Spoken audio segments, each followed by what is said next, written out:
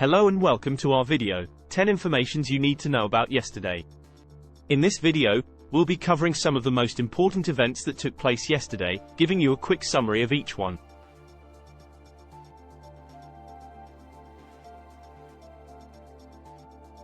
Key moment for Boris Johnson. New documents related to Boris Johnson's lockdown parties will be released by MPs before a televised hearing. The former PM faces a crucial moment in his effort to avoid suspension from Parliament during the 4-hour evidence session, according to the iNews site.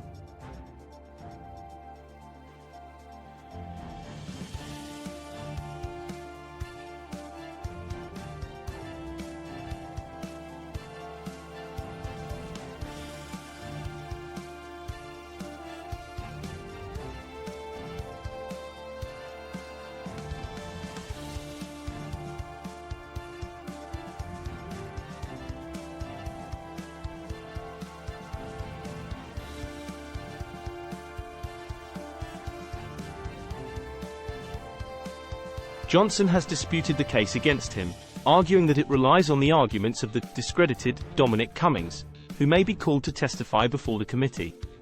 Cummings has accused Johnson of spreading further misinformation. Lord Pannick's legal team, funded by taxpayers at a cost of approximately £220,000, has prepared Johnson's defense. Putin nuclear claim. Vladimir Putin has been accused by Britain of spreading false information with his claim that London is providing Ukraine with weapons with a nuclear component. The Russian president, who is facing war crimes charges, has warned that Russia will retaliate if Britain sends depleted uranium tank ammunition to Kyiv.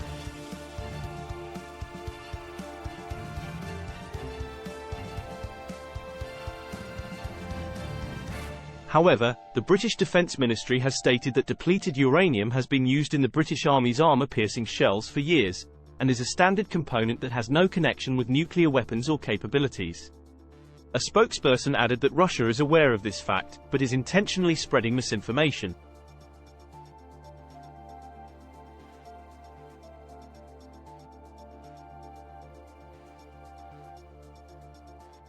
The pill increases cancer risk. New research by Oxford University reveals that using hormonal contraception such as the contraceptive pill, implant, or intrauterine device, IUD or coil, increases the risk of breast cancer by 25%. The study compared NHS records of 10,000 women under the age of 50 diagnosed with breast cancer between 1996 and 2017, with a control group of 18,000 women of the same age range and GP practices without breast cancer diagnosis. The research showed that hormonal contraception increased the risk of breast cancer by 23 to 32%.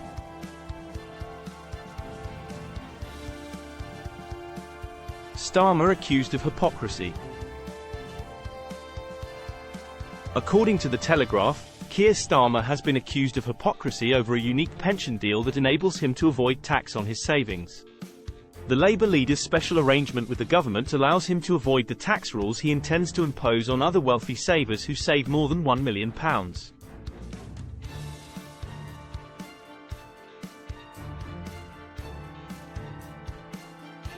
Although Starmer has pledged to impose a cap on other workers' pension savings, his pension from his time as Director of Public Prosecutions is exempt. A Tory MP, Kieran Mullen, accused Starmer of brazen hypocrisy, while a Labour spokesperson pointed out that the pension rules for the DPP are set by the government.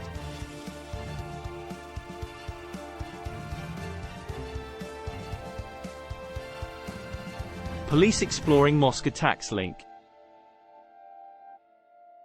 An investigation into a man who was set on fire while walking home from a mosque in Birmingham is underway by counter-terrorism police. The West Midlands and Metropolitan Forces are examining the possibility of a connection to a similar incident in Ealing, West London, last month.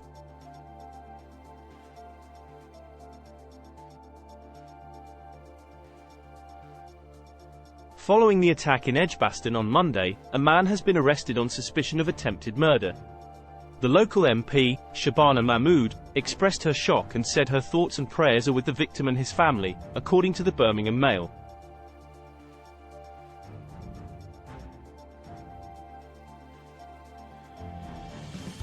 Braverman disputes Met race claim. According to Suella Braverman, the term institutionally racist, used to describe the Metropolitan Police, is politically charged. Yesterday, Baroness Casey released a highly critical review of the UK's largest police force, concluding that it had a problem with embedded racism, sexism, misogyny, and homophobia.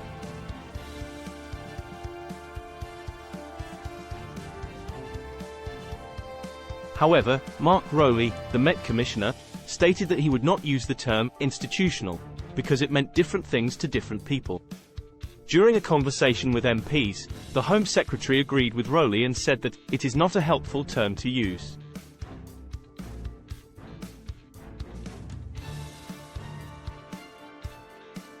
Vampiric, water consumption risks crisis. According to a report by UN Water and UNESCO, the planet is on a dangerous path of excessive consumption and development that could lead to a global water crisis due to overconsumption and climate change. The report highlights an imminent risk of shortages.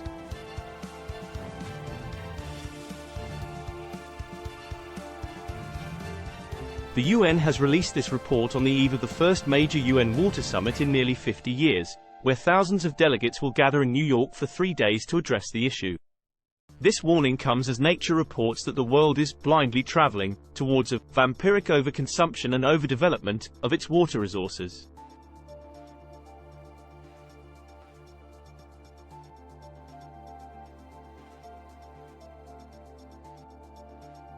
Bolton calls for Trump to be cleansed. John Bolton, former national security advisor to Donald Trump, has urged the Republican Party to rid itself of the former president as he is capable of anything. Bolton, who may run for president himself, stated in an interview with The Telegraph that Trump's time in power had hurt the United States and that a second term would be dangerous. He went on to say that it is the responsibility of the Republican Party to take action, and that they cannot rely on the Democrats or liberal media to do so.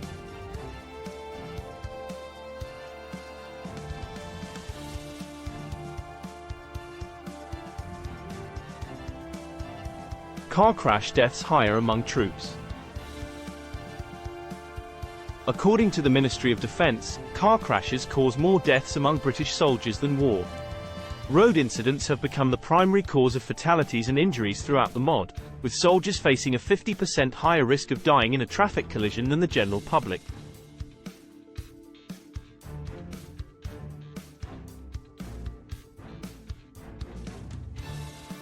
In the past year, the armed forces have reported more than 3,800 traffic collisions, leading to 1 death and 44 injuries while on duty. Defence Minister Baroness Goldie described the numbers as still unacceptably high.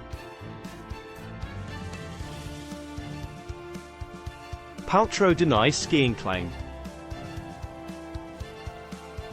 During a family ski vacation in 2016, Gwyneth Paltrow allegedly crashed into a skier, causing him permanent brain damage, before leaving the scene of the accident, according to a US court.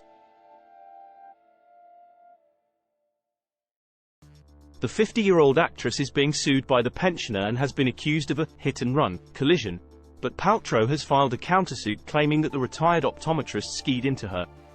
The Washington Post reports that Paltrow appeared somber during the court hearing.